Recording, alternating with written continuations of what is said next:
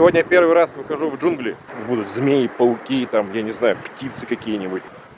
Пингвины, не знаю, гусь какой-то дикий и котики, тюлени. Каждое место на природе, оно уникальное.